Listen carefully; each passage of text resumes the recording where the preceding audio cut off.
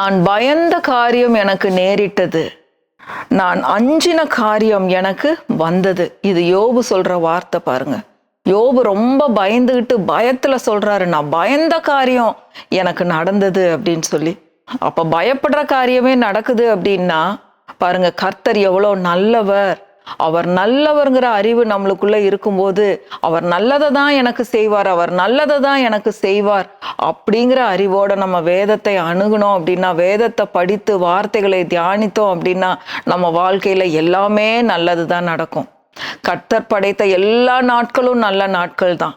கர்த்தர் எவ்வளோ நல்லவர் என்பதை தான் நம்ம இந்த சத்தியத்தில் அறிந்து கொள்ள போகிறோம். இந்த காலை வேளையிலையும் கர்த்தருடைய நாமத்தினால, இயேசுவின் நாமத்தினால இந்த நல்ல போதனைகளை கேட்கும்படியாக நான் உங்கள் ஒவ்வொருத்தரையும் வாழ்த்தி ஆசீர்வதிக்கிறேன். கர்த்தர் நல்லவர். பிரியமானவர்களே, பாருங்க, இன்றைக்கு ரொம்ப ஒரு அருமையான சத்தியத்தை நாம் கற்றுக்கொள்ள போகிறோம்.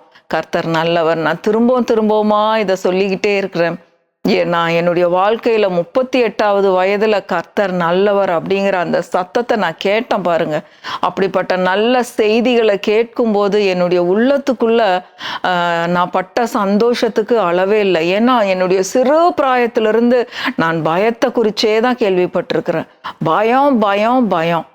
ஆலயத்திலே வளர்ந்ததுனால நிறைய இந்த செகண்ட் கம்மிங்கை பற்றி, இயேசுவின் 2ஆம் வருகை குறித்தே நாடகங்கள்லாம் போட்டு காட்டுவாங்க. அதுலெல்லாம் ரொம்ப பயந்துருவேன். ஆண்டவர் எங்கே 2ஆம் வருகையில் என்னை விட்டுட்டு போயிடுவாரோ அப்படின்னு சொல்லி ராத்திரி நேரம் ஆயிடுச்சுன்னா எனக்கு பயம் பாருங்க. இது என்னுடைய 38 வயது வரைக்கும் இப்படி ஒரு பயத்தில் நான் வாழ்ந்து கொண்டு இருந்தேன் பாருங்க. இந்த கர்த்தர் நல்லவர், அவர்கிட்ட தீங்கே இல்லை, என்ன ரட்சிக்கிறதுக்காக தான் அவர் இந்த உலகத்துல வந்தாரு. அவர் ஒரு தெய்வ குமாரன். அப்படிப்பட்ட ஒரு தெய்வ குமாரன், பரலோகத்தின் செல்ல பிள்ளை. இதெல்லாம் அந்த நாட்கள்ல தான் கற்றுக்கொண்டேன். அப்படி பரலோகத்துல பிதாவின் மடியில் இருக்கிற ஒரே பேரான குமாரன் இந்த பாவ உலகத்துல எனக்காக, என்னுடைய பாவங்களுக்காக அவர் மரித்து அடக்கம் பண்ணப்பட்டார். இப்போ உயிர் தெழுந்து எனக்காக பிதாவின் வலது பாரிசத்துல உட்கார்ந்து கொண்டு எனக்காக பேசிட்டு இருக்கிறாரு அப்படிங்கிற சத்தியமெல்லாம் எனக்குள்ள போக போக போக போக தான் அந்த பயமெல்லாம் கொஞ்சம் கொஞ்சமா போச்சு பாருங்க. யோபுவோட வாழ்க்கை மாதிரியே பாருங்க, பயம் பயம், எது எடுத்தாலும் பயம்.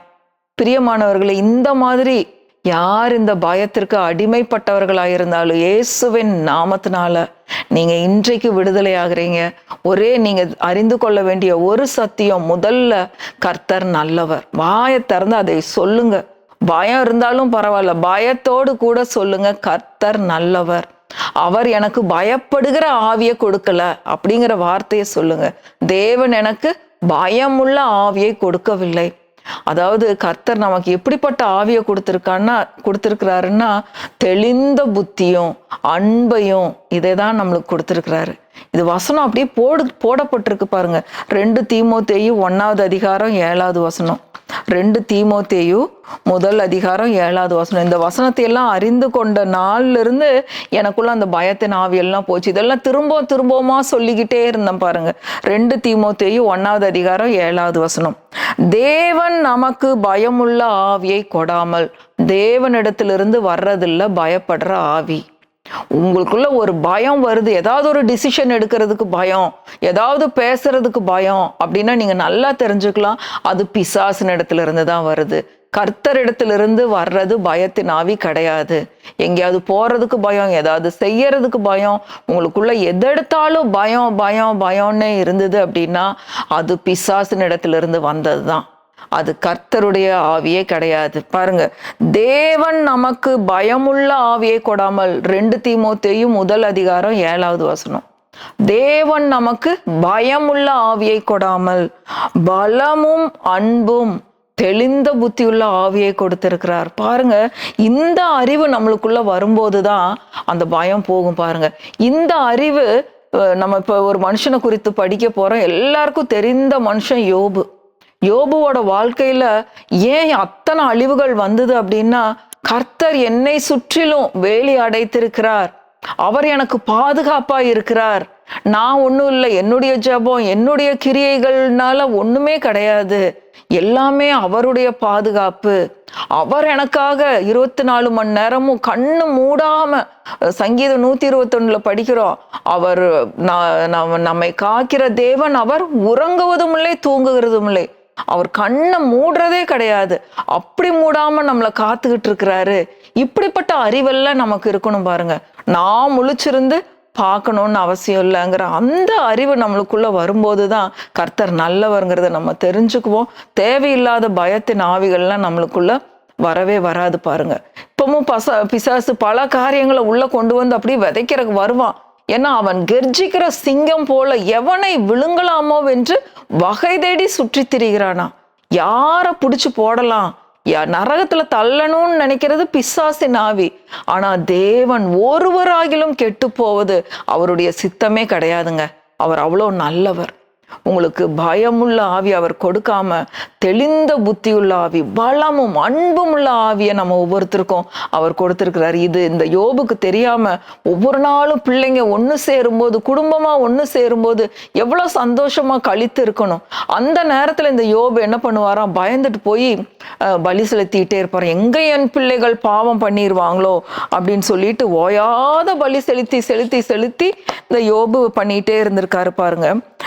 யோபு முதல் அதிகாரம் 5வது வசனம் பாருங்க. விருந்து செய்கிற அவரவருடைய நாள் முறை முடிகிற போது யோபு, ஒருவேளை என் குமாரர் பாவம் செய்து தேவனை தங்கள் இருதயத்திலே தூஷித்திருப்பார்கள் என்று சொல்லி அவர்களை அழைத்தனுப்பி பரிசுத்தப்படுத்தி அதிகாலமே எழுந்து அவர்கள் எல்லாருடைய லக்கத்தின்படியேயும் சர்வாங்க தகன பலிகளை செலுத்துவான். இந்த பிரகாரமாக யோபு அந்நாட்களில் எல்லாம் செய்து வருவான். எங்க பிள்ளைங்க பாவம் பண்ணிடுவாங்களோன்னு ஒவ்வொரு நாளும் பிள்ளைகளுக்காக பலி செலுத்தி அவர்களை பரிசுத்தப்படுத்தி அவர் பலி செலுத்தி வந்திருக்கிறாரு பாருங்க. அவ்வளோ பயம். அப்போ பிசாசு நல்லா தெரிஞ்சுக்கிட்டான், ஓ இந்த மனுஷன் நமக்கு தேவையான மனுஷன் சொல்லி அவனுக்கு இருந்த எல்லாவற்றையும் அழித்து போட்டான். எல்லாத்தையும் அழித்தது மட்டும் இல்லாம அவனுடைய சரீரத்தையும் தொட்டு ஆண்டவர்கிட்டே வந்து பெர்மிஷன் வாங்குறான். ஆண்டவரே, யோபுக்கு நீர் எல்லாத்தையும் வேலி அடைச்சிருக்கிறீங்கிறது அவனுக்கு தெரியல அப்படின்னு ஆண்டவர்கிட்டயே வந்து பேசுறான். நீர் அவனை சுற்றி வேலி அடைக்கவில்லையோன்னு வசனம் சொல்லுது. உலகம் பூரா சுத்திட்டு கடைசியில யோபு கிட்ட வந்து கர்த்தரிடத்திலேயே பேசுறான். யோபுவை நான் இது பண்ண போறேன்னு சொல்லி அப்படி வந்து தைரியமா பேசுறான் பாருங்க. 7வது வசனம் பாருங்க. யோபு முதல் அதிகாரம் 7வது வசனம். கர்த்தர் சாத்தானை பார்த்து, நீ எங்கே இருந்து வருகிறாய் என்றார். சாத்தான் கர்த்தருக்கு பிரதியுத்தரமாக, பூமி எங்கும் உலாவி அதில் சுற்றி திரிந்து வருகிறேன் என்றான். கர்த்தர் சாத்தானை நோக்கி, என் தாசனாகிய யோபின் மேல் கவனம் வைத்தாயோ? உத்தமனும் சன்மார்க்கனும் தேவனுக்கு பயந்து பொல்லாப்புக்கு விலகுகிறவனுமாகிய அவனை போல பூமியில் ஒருவனும் இல்லை என்றான். அவ்வளோ நல்ல மனுஷன், உத்தமன், சன்மார்க்கன், நீதிமானா இருந்திருக்கிறான். ஆனா உள்ளுக்குள்ள பயம். கர்த்தர் வேலி அடைச்சது குறித்து அவனுக்கு அறிவே இல்லை. இந்த அறிவை இன்றைக்கு கர்த்தர் நம்முடைய பாதுகாப்பா இருக்கிறார், அவர்கிட்ட தீங்கு இல்லை அப்படிங்கிற அறிவு நமக்குள்ள இருக்கணும் பாருங்க. அப்ப இந்த யோபு என்ன சொல்லிட்டாரு? கர்த்தர் கொடுத்தார், கர்த்தர் எடுத்தார். பிள்ளைகளை கர்த்தர் கொடுத்தாரு, பிள்ளைகளை கர்த்தர் எடுத்தார். இதெல்லாம் அவர் அறிவில்லை. நான் மூடனை போல பேசினேன், என் வாயை பொத்தி கொண்டேன் அப்படின்னு சொல்லி பின்னாடி 38வது அதிகாரத்துக்கு அப்புறம் பார்த்தா யோபுக்கு நல்ல அறிவு வந்ததுக்கு அப்புறம் பேசுறாரு. கர்த்தர் நல்லவர், உம்மை போல வேறு தேவன் இல்லை அப்படின்னு சொல்லி அதுக்கப்புறம் சொல்றாரு. இப்படிப்பட்ட அறிவு வரும்போது யோபு இழந்த எல்லாவற்றையும் திரும்பவுமாக பெற்றுக்கொள்றான். பிரியமானவர்களே, உங்களுக்கு கர்த்தர் நல்லவர் என்கிற அறிவு என்றைக்கு வருதோ நீங்க இழந்த எல்லாவற்றையும் நீங்கள் நிச்சயமாக பெற்றுக்கொள்வீர்கள். அதுக்கு நமக்கு கர்த்தர் யாருங்கிறத தெரியணும். நம்ம கர்த்தருக்குள்ள யாரா இருக்கிறோம்? நான் அவருடைய பிள்ளை, பிசாசு என்னை தொட முடியாது அப்படிங்கிற அறிவு நமக்கு இருக்கணும். அந்த அறிவு நமக்குள்ள இருக்கும்போது எந்த சாத்தானாலையும் நம்மள ஒண்ணுமே செய்ய முடியாது. கர்த்தர் அவ்வளோ நல்லவர் பாருங்க. அடுத்த வசனம் வாசிக்கிறேன். 10வது வசனம் பாருங்க. யோபு முதல் அதிகாரம் 10வது வசனம். நீர் அவனையும் அவன் வீட்டையும் அவனுக்கு உண்டான எல்லாவற்றையும் சுற்றி வேலி அடைக்கவில்லையோ? அவன் கைகளின் கிரியையை ஆசீர்வதித்தீர், அவனுடைய சம்பத்து தேசத்தில் பெருகிற்று. பிசாசு இதை சொல்றான். நீர் அவனை சுற்றியும் வேலி அடைத்திருக்கிறீர், அவனுடைய சம்பத்து தேசத்துல பெருகி இருக்கு, அவன் கைகளின் பிரயாசங்கள் எல்லாம் நீர் ஆசீர்வதித்திருக்கிறீர் பிசாசு வந்து சொல்றான். ஆனா இது யோபுக்கு தெரியல. யோபுக்கு தெரியாம அவர் என்ன சொல்றாருன்னு பாருங்க. 21வது வசனம், யோபு முதல் அதிகாரம் 21. நிர்வாணியாய் என் தாயின் கற்பத்திலிருந்து வந்தேன், நிர்வாணியாய் அவ்விடத்துக்கு திரும்புவேன். கர்த்தர் கொடுத்தார், கர்த்தர் எடுத்தார், கர்த்தருடைய நாமத்துக்கு ஸ்தோத்திரம். இது அறிவில்லாம யோபு கர்த்தரை குறித்து அறிவில்லாம பேசின வார்த்தை. இன்றைக்கு உத்தமர்களும் சன்மார்க்கர்களும் நீதிமான்களுமா இருக்கிறவங்களுக்கு இந்த கர்த்தர் நல்லவர் என்பது தெரியல. பிசாசு சொல்றான், நீர் அவனை யோபுவை சுற்றியும் வேலி அடைத்திருக்கிறீர்னு பிசாசு சொல்றான். ஆனா நமக்கு தெரியல கர்த்தர் எவ்வளவு நல்லவர்னு. பிரியமானவர்களே, இந்த நாள்ல நீங்க கர்த்தர் நல்லவர் என்பதை அறிந்து கொள்ளும் பொழுது உங்களுக்குள்ள இருக்கிற எல்லா பயம், அவிசுவாசம், சந்தேகம் எல்லாம் போய் இன்னும் நீங்க அவர் மேல இன்னும் அதிகமான நம்பிக்கையை வைப்பீங்க. பாருங்க, 1 யோவான் முதல் அதிகாரம் 5வது வசனம் பாருங்க. 1 யோவான் 1:5 வசனம் பாருங்க. அவரிடத்துல ஒரு தீங்கும் கூட கிடையாது அப்படிங்கிற வார்த்தையை படிக்கிறோம் பாருங்க. 1 யோவான் முதல் அதிகாரம் 5வது வசனம். தேவன் ஒளியாய் இருக்கிறார், அவரில் எவ்வளவேனும் இருள் இல்லை. ஆண்டவர்கிட்ட இருள் என்பதே கிடையாது, தீங்கு என்பதே கிடையாது. பரலோகத்துல தீங்கையும் வியாதிகளையும் வச்சுட்டா இருக்காரு. இன்னைக்கு நிறைய பேர் சொல்றத கேட்கிறோம், இந்த வியாதி வந்துருச்சு, இந்த கேன்சரை கொடுத்து கர்த்தர் என்னைய திருத்த பாக்குறாரு. நான் ஓடிக்கிட்டே இருந்தேன், ஊழியத்துல ஓடிக்கிட்டே இருந்தேன், ஆண்டவர் எனக்கு ஒரு ரெஸ்ட்டை கொடுக்கணும்னு நினைச்சு என் காலை உடைச்சிட்டாரு. நம்ம பேச்சு வாக்குலையும் கூட அந்த மாதிரி எல்லாம் பேசவே கூடாது. ஆண்டவர் காலை உடைச்சு இவருக்கு ரெஸ்ட் கொடுத்துட்டாராம். கர்த்தர் அப்படி செய்கிற தேவன் கிடையாது. நம்ம மதியானத்துல ஓடி போய் விழுந்துடுறோம், நம்ம அறிவில்லாம போய் விழுகிறோம்.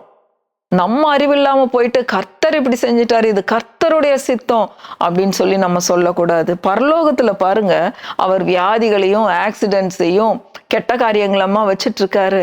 அப்படி கிடையவே கிடையாது. அந்த முழு வசனத்தை வாசிக்கிறோம் பாருங்க. அவரில் எவ்வளவேனும் இருள் இல்லை, அது நாங்கள் அவரிடத்தில் கேட்டு உங்களுக்கு அறிவிக்கிற விசேஷமா இருக்கிறது. இதை யோவான் சொல்றாரு, நாங்க அவர்கிட்ட பார்த்தோம், அவர்கிட்ட தொட்டோம், அவரை அனுபவித்தோம். இயேசுவை அனுபவித்தவரா அவர் சொல்றாரு. அவர்கிட்ட நாங்க கேட்டு அறிந்த இது ஒரு விசேஷமான காரியம். அவர்கிட்ட எந்த ஒரு கெட்ட காரியமே இல்லை. அவர் நல்லவர், நல்லவர், நல்லவர். எந்த ஆபத்தையும் அவர் அனுமதிக்கிறது கிடையாது. அதனால கர்த்தர் கொடுத்தாரு, கர்த்தர் எடுத்தாரு, கர்த்தர் இந்த வியாதி அனுப்பிச்சிட்டாரு, கர்த்தர் கொரோனாவை அனுப்பிச்சிட்டாரு, இந்த ஏர்த்குவேக், இந்த பூமி எதிர்ச்சி கர்த்தர் அனுப்பிச்சிட்டாரு, இப்படிப்பட்ட ஆபத்துகள் வந்துச்சு, இயற்கை சீற்றங்கள், இதெல்லாமே பிசாசின் இடத்திலிருந்து ஜனங்களை அழிப்பதற்காக வருகிற காரியங்கள். ஜனங்களை அழிக்கிறதுக்காக கர்த்தர் வரல. கடைசி இந்த ஒரு வசனத்தை வாசிப்போம். யோவான் 10வது அதிகாரம் 10வது வசனம். அவர் ஜீவனை எடுக்க வந்தவர் இல்ல, அவர் ஜீவனை கொடுக்க வந்தவர். பிரியமானவர்களே, மரிப்பதற்காகவே இந்த உலகத்துல அவர் வந்தார் பாருங்க. யோவான் 10வது அதிகாரம் 10வது வசனம் ரொம்ப ஒரு அற்புதமான வசனம். நீங்க இதை மனப்பாடம் பண்ணி தினமும் பயம் வரும்போதெல்லாம் சொல்லி பார்க்கலாம். யோவான் 10:10 பாருங்க. திருடன் திருடவும் கொல்லவும் அழிக்கவும் வருகிறானே அன்றி வேறொன்றுக்கும் வரான். திருடன்னா பிசாசு. அவன் கொல்லவும் அழிக்கவும் வருகிறானே அன்றி வேறொன்றுக்கும் வரான். நானோ அவைகளுக்கு ஜீவன் உண்டாயிருக்கவும் அது பரிபூர்ணப்படவும் வந்தேன்.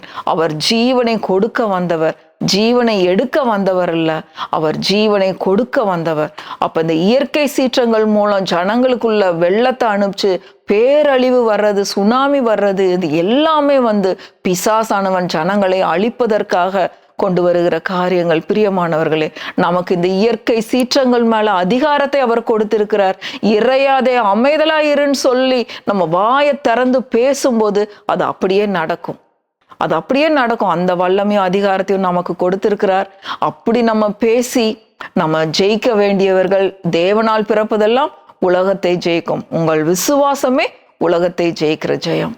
பிரியமானவர்களே, இப்படிப்பட்ட நல்ல சத்தியங்களை தொடர்ந்து கேளுங்க, நிச்சயமா உங்களுக்கு பிரயோஜனமா இருக்கும். கர்த்தர் நல்லவர் என்பதை அறிந்து கொள்ளுங்கள். உங்க வாழ்க்கையில நீங்க நன்மைகளை அனுபவிப்பீர்கள், பிள்ளைகள் வாழ்க்கையில நன்மைகளை காண்பீர்கள். கர்த்தர் நல்லவர், அவரை துதியுங்கள், அவர் கிருபை என்றும் உள்ளது. ஆமென், ஆமென், ஆமென்.